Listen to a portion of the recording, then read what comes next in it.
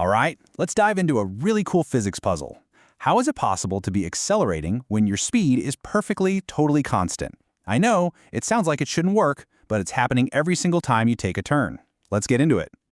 You know the feeling, right? You're driving, maybe on a highway off-ramp, and you're holding a steady speed. The speedometer needle isn't moving an inch. But you feel this force pushing you towards the outside door. Well, that feeling, that push, that is acceleration. So what's going on? How is that possible? Okay, let's imagine we're looking down at this car from above, like from a drone. As the car moves along this curve, its velocity at any given split second is pointed straight ahead. It's tangent to the path. See, it's not pointed toward the middle of the circle, it's pointed right where the headlights are amped. And this is so important. The car wants to keep going straight, but something is forcing it to turn. And this gets us to the heart of it all. We usually think of acceleration as just speeding up or slowing down. But in physics, the definition is a bit broader. Acceleration is any change in velocity. And here's the kicker. Velocity isn't just speed. It's a vector, which means it has both a speed and a direction. So if you change your direction, even if your speed is rock solid, you are, by definition, accelerating. To really see this, let's just freeze frame the action for a second. At this one instant, point A, the car's velocity, let's call it v1, is this arrow pointing straight ahead, tangent to that curve. Simple enough? Now, let's hit play for just a fraction of a second. The car moves along the curve to point B. Its speed is the same, so the arrow representing its velocity is the same length. But look, its direction has changed. This new vector, v2, is pointing somewhere new. That tiny change in direction, that's everything. So how do we figure out the direction of this acceleration? Well, there's a neat trick. If we take our first velocity vector, v1, and our second one, v2, and we figure out the difference between them, we get a new vector that shows us the change in velocity. And what's so cool is that this change vector points directly toward the center of the circle the car is turning in.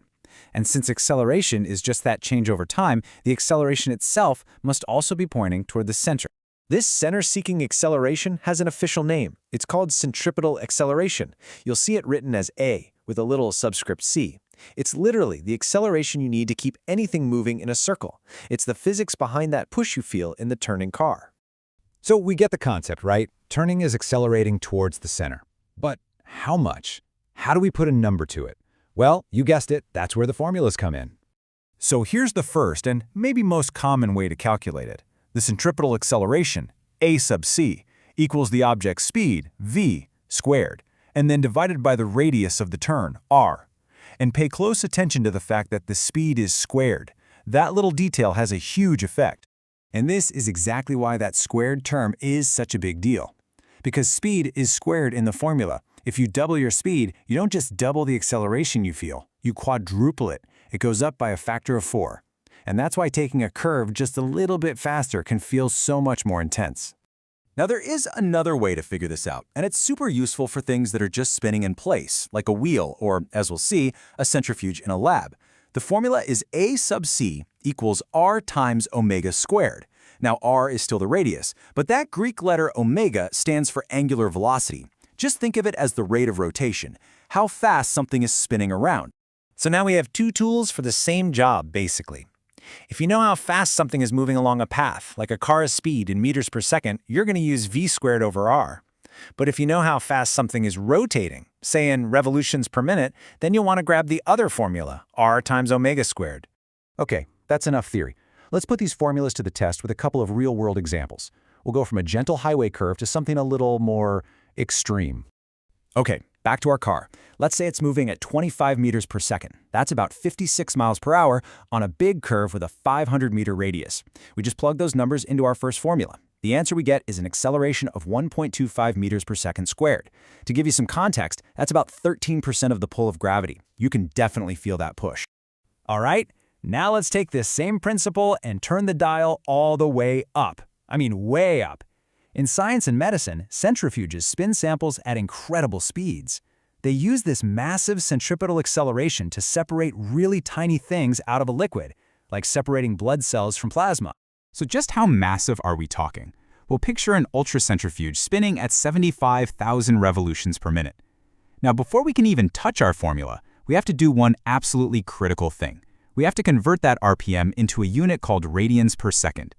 The formula just plain won't work without it. It's the natural language of angles in physics. Once we do that conversion, we can plug our numbers into the r omega squared formula, and the result is just staggering, 4.63 million meters per second squared. Let me put that number in perspective for you. That little machine is creating an acceleration that is 472,000 times stronger than Earth's gravity. That is an almost unimaginable force, and it's what lets scientists do in minutes what would otherwise take days to happen naturally.